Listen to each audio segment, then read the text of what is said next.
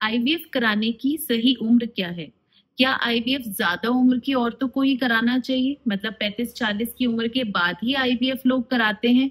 कहीं ऐसा तो नहीं कि हम आईवीएफ बहुत जल्दी डिसाइड कर रहे हैं, आईवीएफ का प्लान बहुत जल्दी डिसाइड कर रहे हैं? जाहिर सी बात है, अगर आपने आईवीएफ के बारे में सुना होगा, किसी ने आपको सजेस्ट किया होगा या आप ऐसे ही जानना चाहते हैं, तो आपको लग रहा होगा कि अभी तो उम्र ज्यादा कुछ है नहीं, आईवीएफ के लिए हम क्यों जाएं। Hello everyone, I am doctor Nikita Banerjee. मैं एक स्त्री रोग विशेषज्ञ हूँ, एक फर्टिलिटी एक्सपर्ट। और जब हम ये आईवीएफ की एज के बारे में बात करते हैं तो ये क्वेश्चन और ये आंसर इतना आसान नहीं है। इस वीडियो में हम इन डेप्थ एनालिसिस करेंगे कि आईवीएफ का एज से क्या लेना देना है और क्या राइट एज होती है आईवीएफ कराने के लिए। ये चीज बहुत कॉमन है कि आप जब ये क्वेश्चन पूछते हो, आपने बहुत सारी वीडियोस देखी होती हैं, जैसे ये वीडियो भी आप देख रहे हो। उन वीडियोस के अंदर आपने देखा होता है कि 40 की एज में, 44 की एज में फीमेल्स जो होती हैं वो नेचुरली कंसीव कर जाती हैं। ज्यादातर ये जो वीडियोस होती हैं ये वेस्टर्न पॉपुलेशन की होती हैं, मतलब जो कॉकेशियन पॉपुलेशन होती है, यूरोपियंस, अमेरिकन, वो वीडियोस बहुत प्रचलित हैं, बहुत कॉमनली देखी जाती हैं। लेकिन हमको ये जानना पड़ेगा, जीन्स डिफरेंट होती है, हमको ये जानना पड़ेगा एथनिसिटी डिफरेंट होती है। इस चीज के ऊपर बहुत सारी स्टडीज हुई हैं, ये देखते हुए कि जो वेस्टर्न पॉपुलेशन होती है, मतलब यूरोपियंस और अमेरिकन, ये पॉपुलेशन जो होती है उनके कंपैरिजन में इंडियन पॉपुलेशन, जो एशियन पॉपुलेशन होती है, उनकी ओवरीज जो होती है ना, वो बहुत जल्दी एज करती हैं। मतलब हमारी जो ओवरीज होती है इंडियन पॉपुलेशन में, वो ओवरीज 6 इयर्स से एडवांस्ड होती हैं, राइट। तो उनको देख के अगर हम कंसीव करने का प्लान बना रहे हैं तो वो गलत है। तो वो अगर 40s की एज में कंसीव कर रहे हैं तो वो एक्चुअली हमारे लिए 50s की एज है।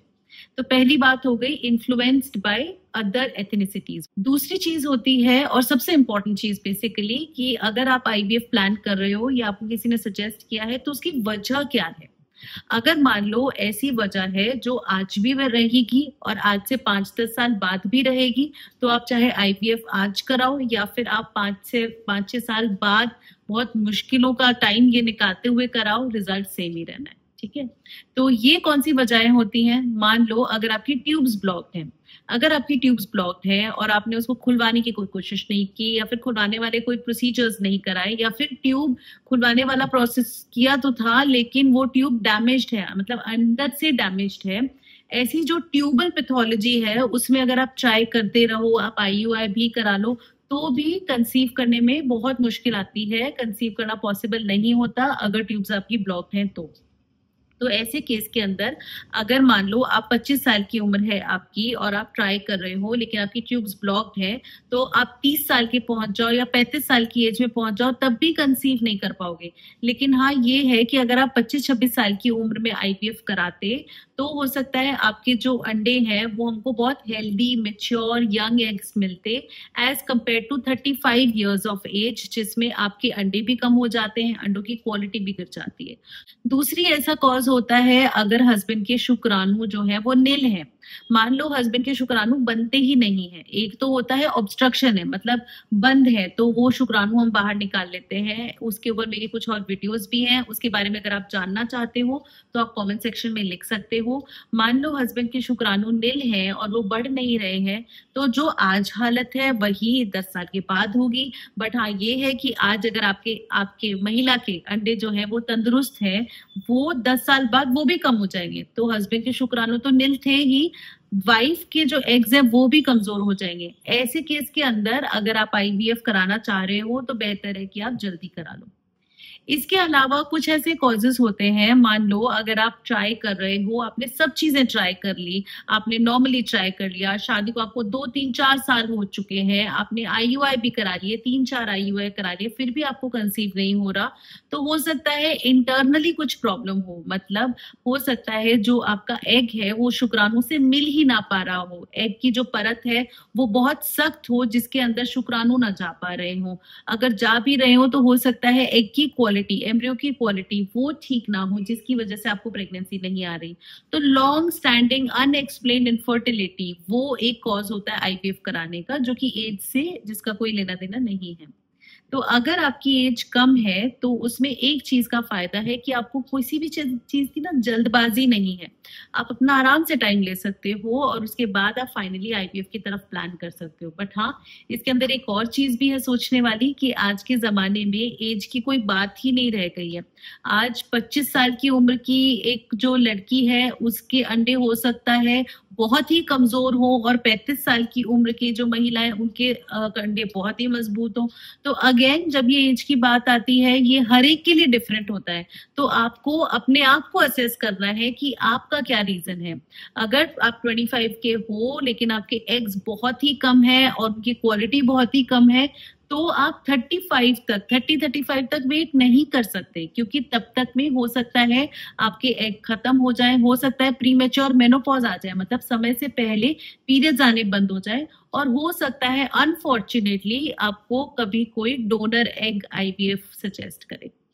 मैं अपने सेंटर पे कभी भी अगर लो एएमएच होता है, एग कमजोर होते हैं, कम होते हैं, उसमें मैं कभी भी डोनर एग नहीं सजेस्ट करती। हम हमेशा कोशिश करते हैं कि पेशेंट के अपने खुद के एग से वो कंसीव करे। लेकिन हाँ, अगर हमारे पास वो बेहतर है, नंबर ऑफ एग ज्यादा है, तो हमारा आईवीएफ का सक्सेस रेट भी अच्छा होता है। तो अगर आपके एग्स कम है तो आपको कंसीव जल्दी करना है, जरूरी नहीं है आईवीएफ कराना है, बट आप नॉर्मली ट्राई करो, आप आईयूआई कराओ। बहुत ही अच्छा इफेक्टिव ट्रीटमेंट होना चाहिए लो एएमएच में। हाँ, अगर वो लो एएमएच को लेके आपको 5-6 साल हो गए हैं और आप कंसीव नहीं कर रहे हो, तो डेफिनेटली आप आईवीएफ की तरफ जा सकते हो, क्योंकि विद टाइम आपके नंबर ऑफ एग्स और क्वालिटी बहुत कम हो जाते हैं, और ऐसे में आईवीएफ का सक्सेस रेट भी कम होता है। इसके अलावा कई बार इम्यूनोलॉजिकल फैक्टर्स होते हैं, मतलब आपकी बॉडी के अंदर ऐसी एंटीबॉडीज बनी होती हैं जो कि बच्चे को बनने नहीं देती, एम्ब्रियो को ग्रो नहीं होने देती। ऐसे केस में इम्यूनोलॉजिकल फैक्टर्स के अंदर भी कभी कभार हम आईवीएफ टेक्निक की यूज करते हैं। कभी कभार आपको पीसीओडी की समस्या होती है। अगर मान लो आपको पीसीओडी है, चाहे आपके बहुत सारे एग्स हैं, उसमें एग की क्वालिटी बहुत कॉम्प्रोमाइज होती है, बहुत पुअर होती है। ऐसे केस के अंदर भी अगर आपको आईवीएफ सजेस्ट किया जाता है बहुत लंबे समय के ट्रीटमेंट के बाद, तो आप वो प्लान कर सकते हो। एज की अगर बात की जाए और आपने 40 क्रॉस कर लिया है, तो ये आपके लिए जानना जरूरी है कि 40 क्रॉस करने के बाद जो अंडे होते हैं उसके अंदर क्रोमोसोमल प्रॉब्लम्स आ जाती है। ऐसे में आगे जाके अगर बेबी होता भी है, उसको डाउन सिंड्रोम होने का रिस्क रहता है।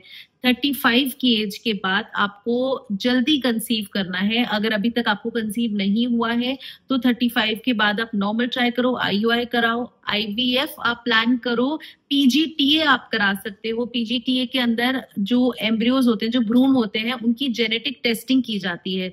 जेनेटिकली नॉर्मल एम्ब्रियोज जिनके अंदर डाउन सिंड्रोम वगैरह कुछ भी नहीं होता, वो आपके अंदर ट्रांसफर किए जाते हैं। अदरवाइज 40 की एज के बाद डाउन सिंड्रोम या फिर क्रोमोसोमल डिफेक्ट्स होने के चांसेस बहुत बढ़ जाते हैं। अगर आप नॉर्मली कंसीव करते हो तो ये सारे डिफेक्ट्स को हमें ड्यूरिंग प्रेगनेंसी देखना बहुत जरूरी है। तो ज्यादा उम्र की एज में लोग आईवीएफ इसलिए भी कराते हैं क्योंकि क्रोमोसोमल प्रॉब्लम्स जो होती है ना, वो कॉमन होती हैं। इसके अलावा जब आपकी एज बढ़ती जाती है, जब आप 35 क्रॉस कर जाते हो, 40 क्रॉस कर जाते हो, तो और सारी बीमारियां भी आने का रिस्क रहता है, जैसे कि डायबिटीज और हाइपरटेंशन।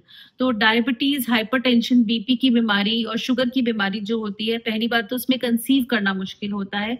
दूसरी चीज, अगर आप कंसीव भी कर जाते हो तो ड्यूरिंग प्रेगनेंसी डायबिटीज और हाइपरटेंशन के चलते काफी सारी दिक्कतें और कॉम्प्लिकेशंस आ सकती हैं। इसीलिए ये एडवाइजेबल है कि आप जल्दी कंसीव कर लो, विद आईवीएफ और विदाउट आईवीएफ। अगर आप एज सोचते हो तो try to find out the cause. हम अपने यहाँ जैसे कॉज की तरफ ध्यान देते हैं कि क्या रीजन है, और उसी हिसाब से हम पेशेंट का आईवीएफ जरूरत है या नहीं वो प्लान करते हैं। जरूरी नहीं है हर पेशेंट को हम 1-2 आईयूआई के बाद सीधा आईवीएफ सजेस्ट करते हैं।